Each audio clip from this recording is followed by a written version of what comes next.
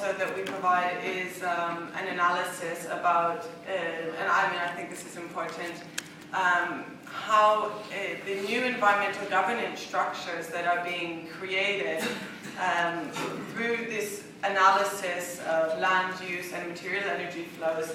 We need to make sure that these new environmental governance structures, and especially responses to climate change, and what some have termed, well, maybe this fetishism or the carbonification of environmentalism, doesn't convert into the North occupying even more environmental space in the South. And how do we measure this? And we use some tools in ecological economics, like the human appropriation of net primary production, embodied human appropriation of net primary production, to show that some of these, how is biofuel directives in Europe connected to land grabbing in the South, and what are the actual impacts of these land grabbing. So we try to show these things through a biophysical perspective.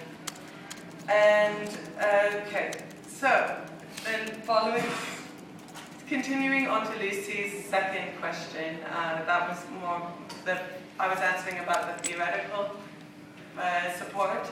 And the second question is, what kind of global movement can we create? From ecological economics, and in particular at the Autonomous University of Barcelona, where I'm based, what we argue for is a model of a degrowth economy, or in French it's called économie de croissance. This is a slogan in some terms. The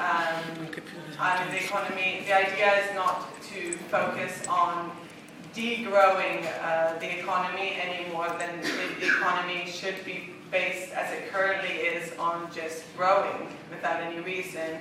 Of course, it's based on creating better standards of living and a better life and social justice.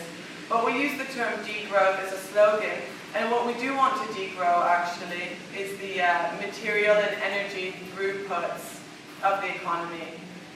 And I think from the degrowth movement in the North, and this involves many, many aspects that I won't have time to get into right now because I only have 2 minutes left, but obviously it involves rethinking work, and I think in the North it involves, in the North and in the South of course, it involves a return to the commons and a recommoning of a lot of resources, both on the side of production and on the side of consumption.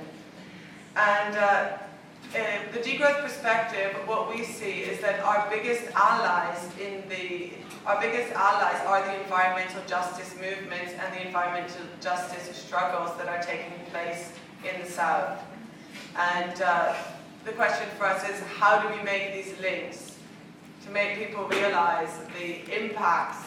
And this is not, I think degrowth, you have to also stress that it's not a personal thing of saying, oh, I'm personally going to degrow my own emissions or my own consumption by 10%. It's an argument really for a much more radical reorganization of the economy, and the people that are fighting against what we call ecological distribution conflicts in the South, because their oil is being extracted from their land, or a land grabbing company is coming to export agricultural products to a third country.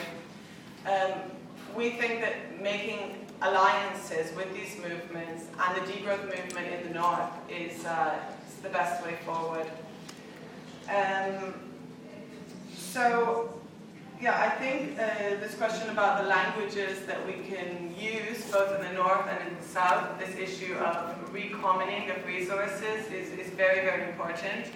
And this is, as I said, fighting the enclosures that are happening in the South, partly because of our own economic consumption, and also looking at new ways of consumption in the North. And I think that there are a lot of interesting things happening along these lines. A lot of collaborative consumption. So people are changing their consumption models, where now they have something new in the US, where instead of owning a car, people are realizing they don't need to own a car, they can rent a car.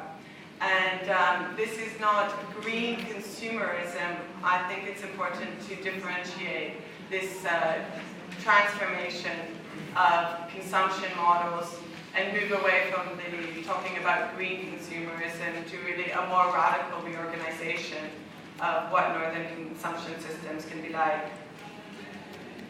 And, okay, I'll just end there. I think, I mean, we've been having a lot of debates lately about the Occupy Wall Street movement and how we make the links, or what is the focus of the Occupy Wall Street movement? Is this just a reformist movement that wants to return to the status quo and to return to the way things were before the crisis and just have our jobs back or the minimum social security demands? And I think the question for us now is how can we transform the momentum and turn it into a really revolutionary, much more radical movement that is demanding a lot more.